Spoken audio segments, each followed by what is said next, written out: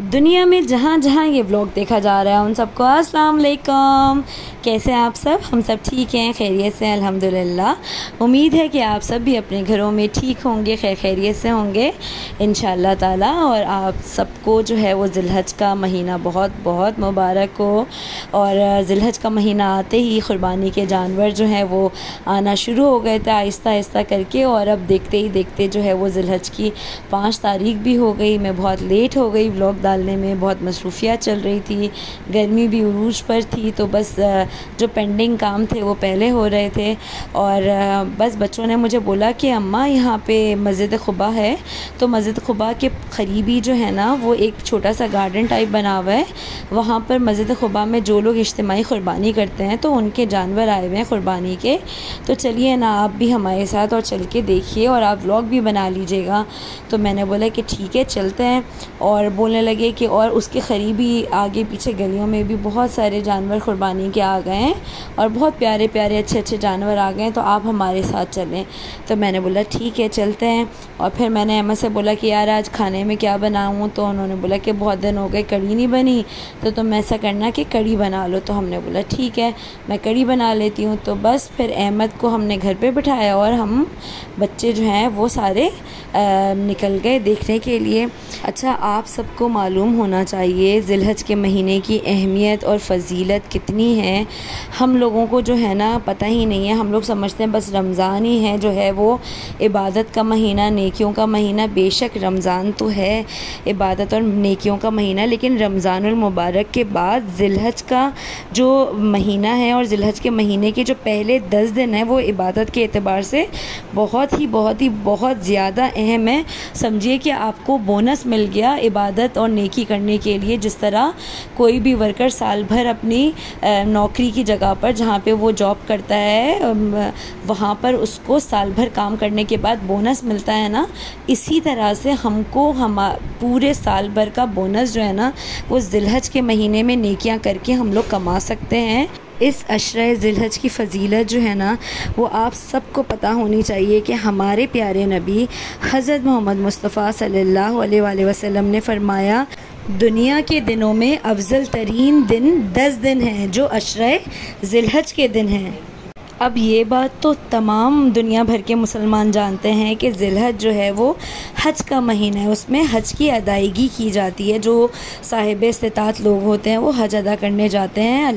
हज का महीना जिसमें एक अजीम फ़रीज़ा अदा होता है और ये एक इज्तिमाई इबादत है, ये भी आप लोग सब जानते हैं। और इस महीने के पहले 10 दिन को अफजल तरीन और अजीम तरीन दिन कहा गया है, क्योंकि इस महीने के ये 10 दिन बहुत ही अजीम हैं। इस वजह से इस महीने की बहुत फ़जीलत है और हुर्मत वाला महीना है।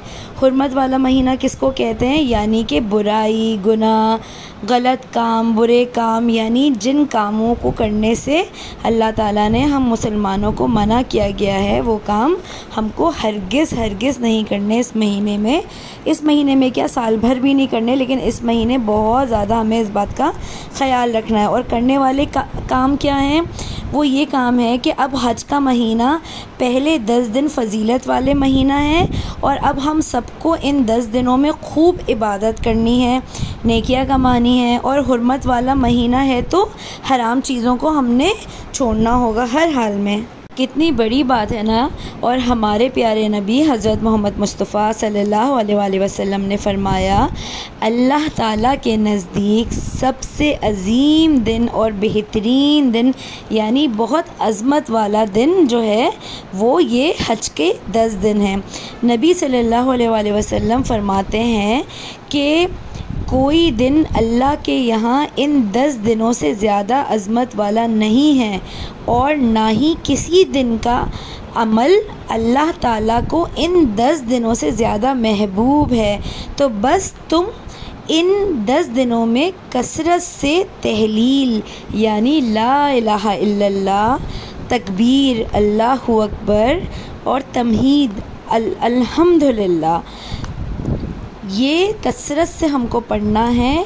तो हुजूर सल्लल्लाहु अलैहि वसल्लम ने हमें हुक्म देकर अमल का तरीक़ा जो है वो बता दिया, यानी कि पूरे साल जो हम इबादत करेंगे लेकिन रमज़ानुल मुबारक के अलावा जो सबसे ज़्यादा अहमियत वाले दिन, अज़मत वाले दिन जो हैं, अज़ीम दिन जो हैं, वो ज़िलहज के 10 दिन हैं। अब इन 10 दिनों में हमें जो है ना ज़्यादा से ज़्यादा इबादत करनी है, सदक़ा, खैरात, ज़िक्र में लग जाना है। अल्लाह ताला के रोज़मर्रा के जो हम अस्कार पढ़ते हैं उनके साथ साथ मज़ीद नवाफ़िल अदा करने हैं, मज़ीद तस्बीहात पढ़नी है। तो इनका अजर जो है ना वो बेइंतहा है, और इस महीने में जो भी नेक अमल करेगा इसका अजर और सवाब कई गुना बढ़ जाएगा। और इस महीने को जाने नहीं देना है। हर हाल में जो है ना इस महीने में हम लोगों ने खूब सारी इबादत करनी है। जिनको अवेयरनेस नहीं है, जिनको पता नहीं है, जो लोग इस बात से गाफिल हैं, आपके भाई बहन, रिश्तेदार, आस पड़ोस वाले, तो उनको ज़रूर बताइए। ख़ास तौर पे अपने छोटे बच्चों को ज़रूर बताइए।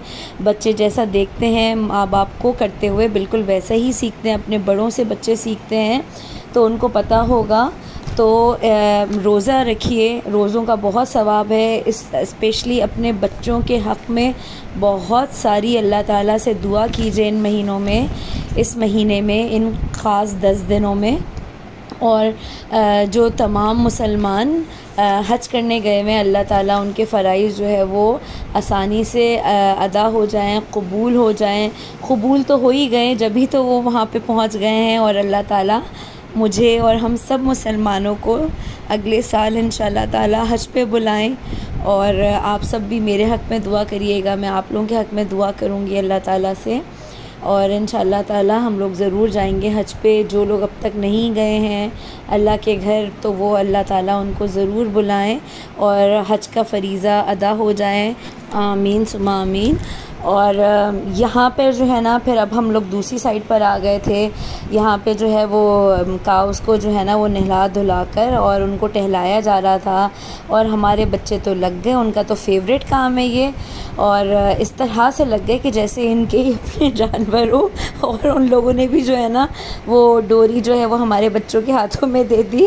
मैंने बोला बेटा अगर गाय भाग गई ना तो हम लोग जो है ना इसकी भरपाई नहीं कर पाएंगे।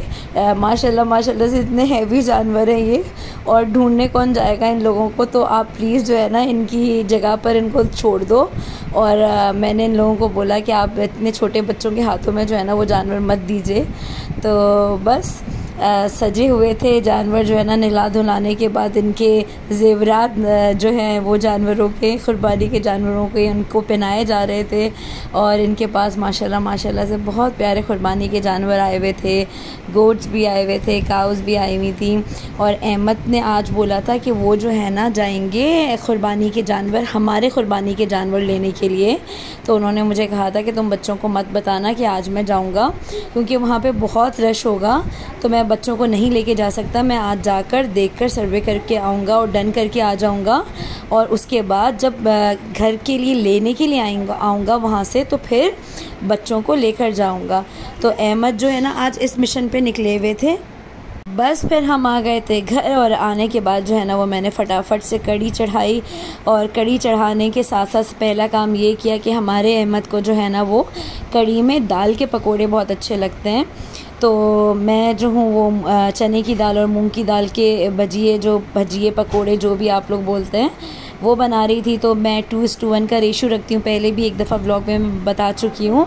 कढ़ी बनाई थी मैंने तो 1 कप जो है ना वो चने की दाल लेती हूँ और हाफ़ कप जो है ना वो मूंग की दाल। तो इस तरह 2:1 का रेशो होता है, यानी कि अगर 2 टेबलस्पून मैंने चने की दाल ली है तो 1 टेबलस्पून जो है वो मैंने मूंग की दाल ली है। इस तरह से मैं पकोड़ों का बैटर जो है ना दालें भिगने रख देती हूँ। और कड़ी पत्ता तो मेन इंग्रेडिएंट है, खट्टी दाल हो या कड़ी हो, जब तक कड़ी पत्ता नहीं होगा तो उसमें मज़ा तो आएगा ही नहीं।